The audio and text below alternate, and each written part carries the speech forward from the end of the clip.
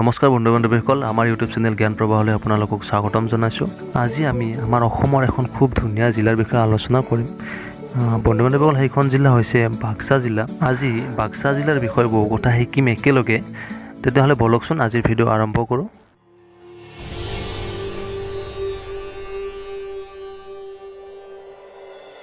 বন্ধু বান্ধৱীসকল, বাক্সা জিলাৰ চাৰিসীমা বুলিবলৈ উত্তৰে ভূটান দেশ অৱস্থিত, পূবে ওদালগুৰি জিলা, পশ্চিমে চিৰাং জিলা, দক্ষিণে বৰপেটা আৰু নলবাৰী জিলা অৱস্থিত। বাক্সা জিলাৰ মাটিকালি 2457 বৰ্গ কিলোমিটাৰ আৰু জনসংখ্যা 9,50,075 জন।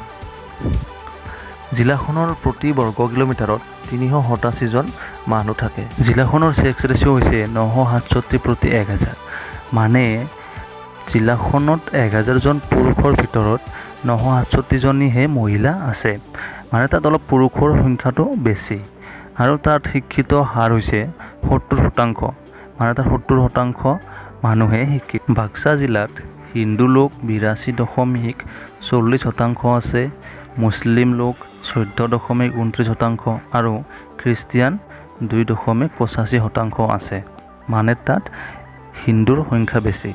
বাক্সা জিলাৰ মহকুমা হৈছে মুছলপুৰ, হালবাৰী আৰু তামোলপুৰ, আৰু তাৰ প্ৰধান নৈ উপনৈসমূহ হৈছে বেকা আৰু মানা নৈ।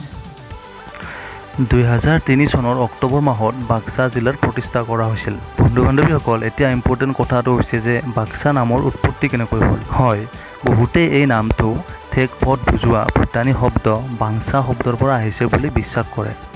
ভূটানৰ ৰজা বা অন্য মানুহে এই অঞ্চলৰ সাজেৰেই যাতায়াত কৰিছিল।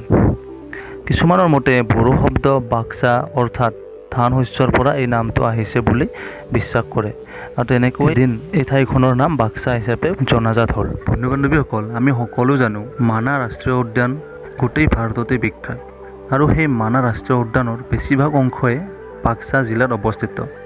আচলতে মানাহ ৰাষ্ট্ৰীয় উদ্যানখন বাক্সা, বৰপেটা আৰু বঙাইগাঁও তিনিওখন ডিষ্ট্ৰিক্টতে অৱস্থিত হয়, কিন্তু তাৰ বেছিভাগ অংশই বাক্সা জিলাতহে অৱস্থিত। বন্ধু বান্ধৱীসকল, আজি আমি আমাৰ অতিকৈ মৰমৰ বাক্সা জিলাৰ বিষয়ে সকলো কথা শিকিলোঁ একেলগে।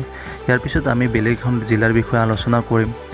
আজি ভিডিঅ'টো যদি আপুনি চাই ভাল পাইছে, তেতিয়াহ'লে লাইক কৰিব, কমেণ্ট কৰিব, শ্বেয়াৰ কৰিব আৰু ছাবস্ক্ৰাইব কৰিবলৈ নাপাহৰিব। ধন্যবাদ।